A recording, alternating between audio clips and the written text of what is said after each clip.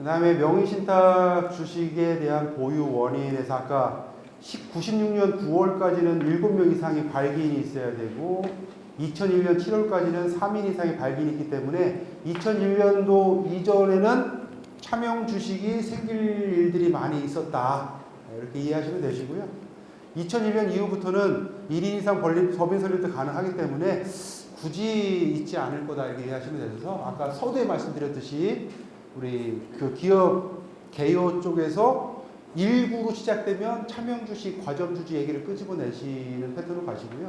2000년쯤 넘어가시는 거는 모르겠어요. 굳이 얘기하지 않는데 던지세요. 한번 던져보시는 게 괜찮을 것 같습니다. 그 다음에 과점주주의 범위가 친족관계, 육촌인의 혈족, 사촌인의 인척, 경제적 연관관계, 임원, 사용인, 본인의 금전 및 재산으로 생계 유지자, 경영지배관계, 주주나 출제자, 기타 법인에 대한 현산한 자. 요거 다 줄이면 한 단어로 뭘 것 같으세요? 제가 볼 때는 그냥 일면식 있는 사람은 다 특수 그냥 일면식 있으면 다 특수관계인 것 같아. 네? 이렇게 되시고요. 과점주주가 되면 간주 취득세를 내고 2차 납세 의무가 발생을 하기 때문에 가점주주를 안 하려고 하시는 거잖아요. 근데 여러분들이 어떤 사업장을 봤는데요. 어떤 대표님들한테 과점주주를 얘기하셔야 돼요. 명의신탁, 차명주주를 얘기하셔야 돼요. 우리 영업적으로는요. 과점주주 만나면 차명주주로, 차명주주 만나면 과점주주로 하는데 세무사님들의 관점은 그래도 차명의 리스크보다는 과점의 리스크가 더 낫다라고 말씀하시는 것 같아요. 그래서 간접취득세는 법인이 취득한 자산이 어차피 CEO, 과점주주 네가 취득한 거 아니라 한 2% 정도의 세금을 더 내는 제도가 있거든요. 그래서 그거 얘기하는 거고 2차 납세 의무는 뭐 회사가 세금을 못 내면 과점주주가 죽을 때까지 책임져야 된다 이 얘기죠. 이게 두 가지가 있습니다. 그 다음에 가업상속 공제가 불리하답니다. 가업 상속을 준비하는 기업이 명의신탁 주식으로 인해 주식 비율을 50% 요건을 못 맞춰.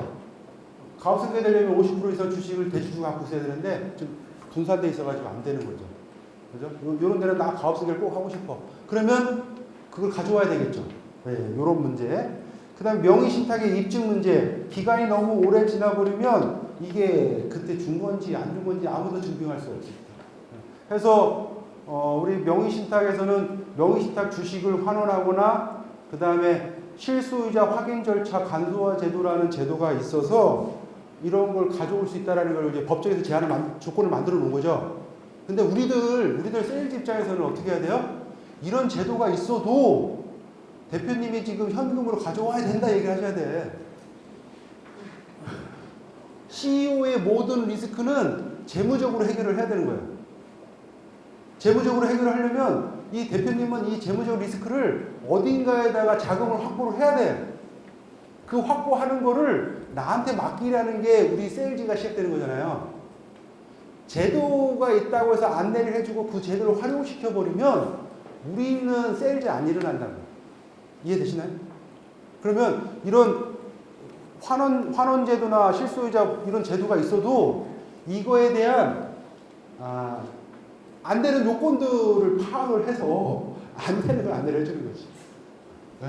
안 되는 요건이 뭐예요? 그래서 이게 어쩔 수 없이 제도 때문에 몇 년도부터 이렇게 해왔다라고 돼 있잖아요. 근데 그 안에 주식 이동이 있거나 배당을 일으키면 그걸 인정을 안 한다. 이 제도를 못 쓴다. 그러면 현재 가치로 평가를 해서 현재로 다시 그 양도세 내고서 가져와야 되는 이런 구조가 되는 거예요. 그러다 보면 어떤 문제가 발생하냐면 나는 이거를 환원시키려고 했는데 환원의 요건이 안 맞아. 그래서 평가를 받은 주식 평가 금액이 그대로 남아서 그 금액으로 내가 인수를 해야 되는 현상도 나올 수가 있어요. 이해되시나요? 따라서 그거는 계산을 해봐서 실익을 봐서 이런 제도를 도입을 해야지. 뭐 이름은 좋잖아. 실소유자 확인 절차 간소화 제도. 증빙 서류가 미비하더라도 복잡한 세무 검증을 잘 거치지 않고 신청 서류와 뭐 보유자를 활용해서 명의신탁 주식이 환원이 이루어지도록 하기 위한 제도입니다. 그럼 제출하면 다 될 것 같잖아요. 안 되는 거죠.